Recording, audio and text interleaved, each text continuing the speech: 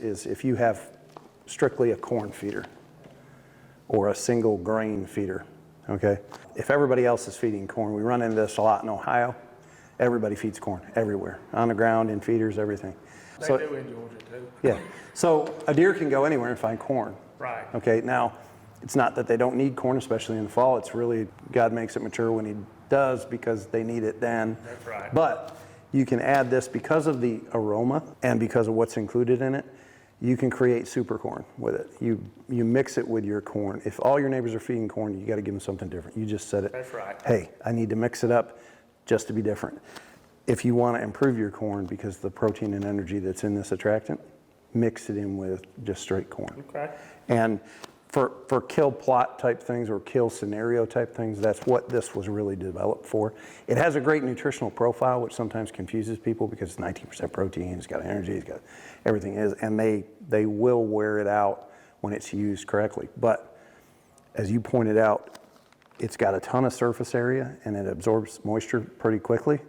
So volume is critical. You don't want to dump 40 pounds of this in a pile and expect That's right. It's really, we take 20-pound bags, we walk directly away from our stands, put it in a line. In a thin line. Yep, so that the deer come up, position themselves for a shot. It also creates a really wide scent pattern that when they smell it, we were at the other farm talking about how that was developed. Every ingredient in there has an aroma profile that deer naturally identify as food. And the difference between a flavoring identity, which is a curiosity identity because it really is just, it's not even a flavoring, it's just a smell. And a food identity is the fact that we all have food triggers. That's right, and that definitely has got a very good aroma to it. It smells fabulous. Right. But the other thing is, like, people make the mistake of mixing it in with, if you have a destination protein feeder, okay, and you put this in, when the deer really are keyed in on protein, they'll sift through this because they really just don't need that much energy that time of year. So they'll sift through it and pull the protein out. And your first intuitive response is the deer don't like it. Well, it's not that they really don't like it. It's a time of year that you're using it and a volume that you're using it, application. So great information, and I will definitely try a different route than what I've been trying on it. We tried everything and tried to figure out what worked and what didn't work, and we went back to why did we develop the product the way we developed it. And it really is, the deer can't get used to the smell here because everything in it, they would have to ignore all of their normal natural food trigger responses. Unlike an artificial flavoring where if you have a grape or a cherry or vanilla or any other flavoring that you're adding to it, if they have enough negative experience around that, they won't avoid it, but they'll become very cautious as the way that they use it. So yeah, you can feed it direct if you want the deer to slow down, position them for a shot. Their natural curiosity. Cooler weather is the key.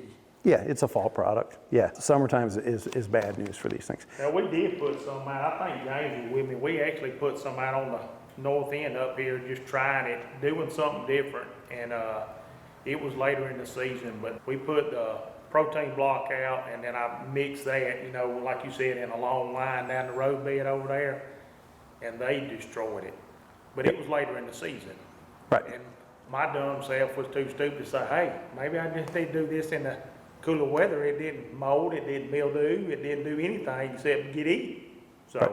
But yeah, that's great information. Perfect. And part of this whole series is about, there's a lot of misinformation about what products are and how to use them. And you guys are using them across such a broad spectrum of application that we can have these conversations about a negative experience you might have had with our product or any other product. Protein is the big one. Most people have negative experiences around protein more than anything. The attractant, when it's used, it's as good, better than anything else.